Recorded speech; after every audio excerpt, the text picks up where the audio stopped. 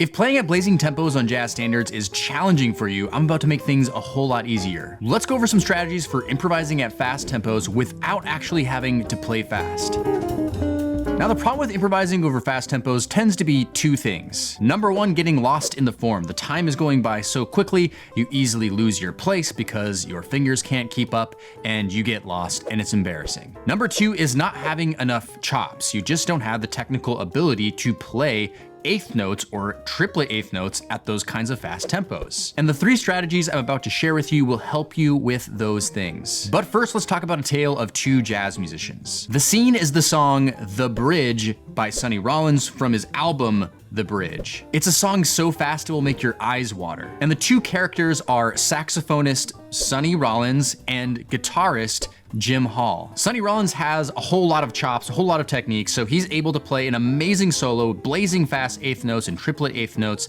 and it sounds absolutely amazing. Seriously, if you've never heard this song before, you should definitely go check it out after this video. Now, guitarist Jim Hall doesn't have as much chops, or at least that's not how he plays. So his solo is simple and sparse, but incredibly melodic. It sounds absolutely amazing as well. Why? Because Jim Hall figured out how to use his limitations to his musical advantage. And he's not the only one, by the way. For example, pianist Thelonious Monk tends to play very sparse and simple lines, even at blazing fast tempos. So here are the strategies that are gonna help you with playing over fast tempos, but not having to play fast necessarily. So strategy number one is to use larger subdivisions. So take a look over here at My Shining Hour. This is a jazz standard that can be played at very fast tempos. So if we take a look at what we have here, we have a 1 chord, a 6 chord, a 2 chord, a 5 chord, and then a 1 chord. Then we go to a 2, 5, 1 in the key of C minor. So here's what the melody sounds like when we play this tune at 250 BPM, which for me is really starting to push my limitations on my instrument.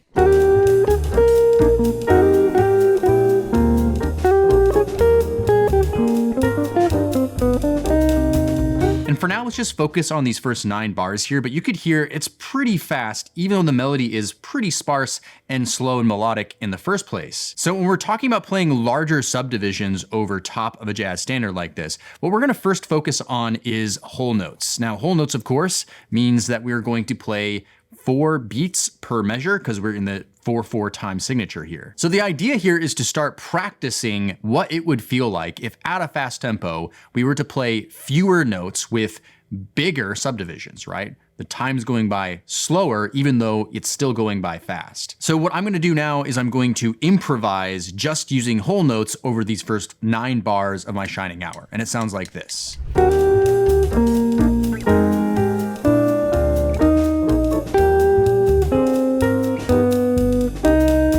So super simple stuff here, but again, I'm feeling the time in a completely different way, which is really the key when playing at fast tempos, is feeling the time slower than it's actually going. So this is a great exercise to get you started. So now let's make the subdivision just a little bit smaller and move to half notes. So we're starting to break this down just a little bit more, but it's going to start forcing us to feel the time in a different way now. So let's try improvising just half notes over top of these first 9 bars.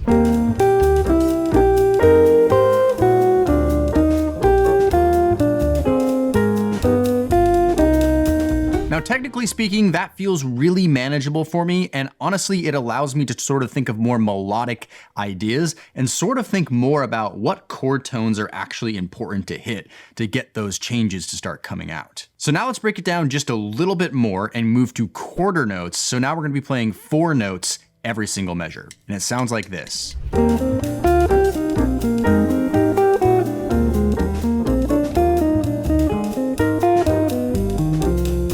So it almost kind of sounds like I'm playing a walking bass line. And by the way, for the bass players who are actually watching this, it's totally acceptable to play quarter note solos like you're playing a bass line for your solo. It happens all the time in jazz. But us other instrumentalists can certainly benefit from practicing this way. Now let's open things up just a little bit, and I'm just gonna improvise over top of these first 9 bars using whole notes, half notes, and quarter notes, and just seeing what happens. So here's what it sounds like.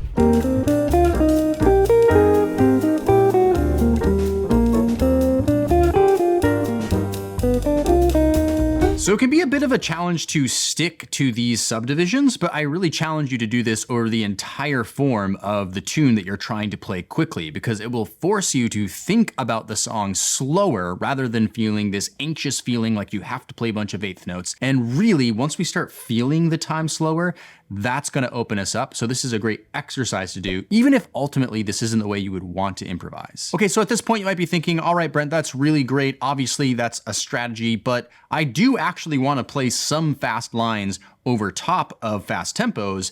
I just can't really do it because my chops aren't good enough. So in comes strategy number 2, which is using rhythmic space. So rhythmic space means we're going to use rhythm and space, meaning we're not going to play anything, in order to space out our faster lines. And of course, we're going to combine this with using some of these bigger subdivisions that we just talked about. And Jim Hall actually does this a lot in his solo on the bridge. He plays a lot of these bigger subdivisions, melodic lines, and then will play a quick flurry of eighth notes and arrive at that next chord and sit there for a little bit. So take a look at this example of rhythmic space over these 9 bars of My Shining Hour. And so as you can see, I've written out just rhythms. And so we have space right here. We actually have space right here because that's a dotted quarter note, so it's a longer subdivision. We have space right here. We have space right here, here, here, and finally here at the end. Okay, so we're including space in our lines. Now, in between all that are fast lines, even if it's just 2 eighth notes here or 4 eighth notes tied into 2 eighth notes. During the last 2 bars, we actually have a flurry of faster notes going on. So this makes it a little bit more manageable though for us to work on doing this. So let's take a listen to what it sounds like.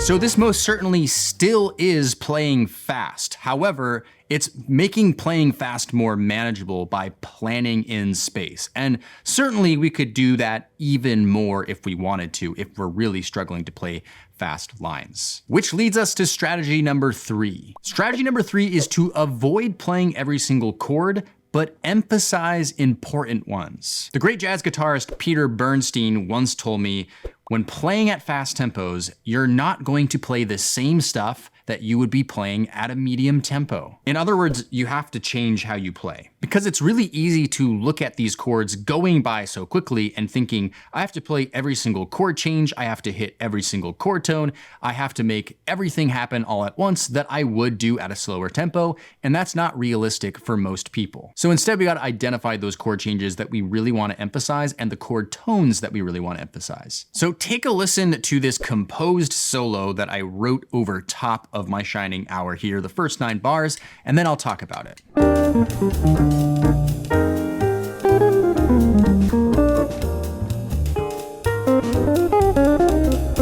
Okay, so in this composed solo, essentially what I started doing or thinking about was, what are the most important chords to target? So the first one that I really want to emphasize is the 1 chord. That's the E flat major 7 chord, the first chord of the song. It's the parent key center of the song.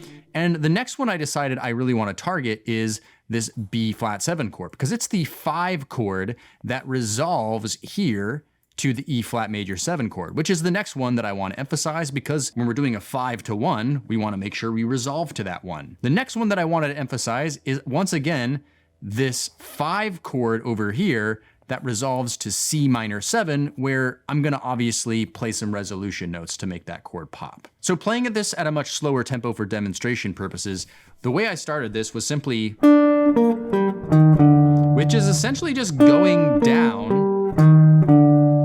arpeggio of the E flat major 7 chord. So really nailing just the chord tones, resolving to the D natural here, which is actually the 9th of C minor 7. Now the 9th isn't a strong chord tone, but again, I'm actually not really focusing here on emphasizing this 6 or this 2 chord right here. I'm really worried about the 5 chord coming up, which is why I left space for pretty much both of these bars. Now over top of this B flat 7, the 5 chord going back to the 1, I decided to play this altered line.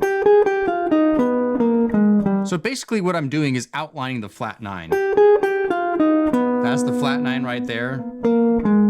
Okay, and then arriving, the last note is G, of E flat major 7, which is the third. And so the third is a really strong chord tone that will make the chords pop out. And when we're not playing every single chord and we're really trying to emphasize the chords with playing less, we want to be focused on playing those chord tones that will really make it pop out. So, right? Now, over top of this G7, I wanted to play ideas that were going to really emphasize the altered nature of the G7. So we went, these notes right here are approach tones that lead to B natural. B natural is the third of G7. So again, emphasizing the third.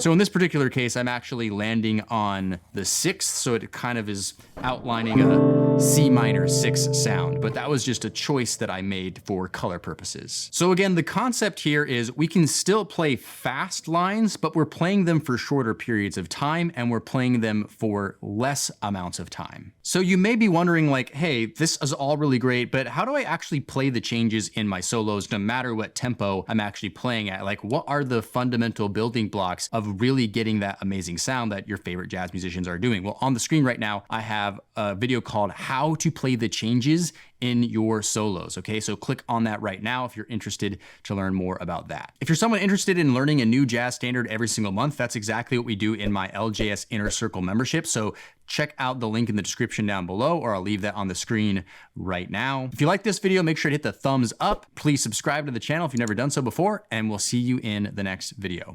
Cheers.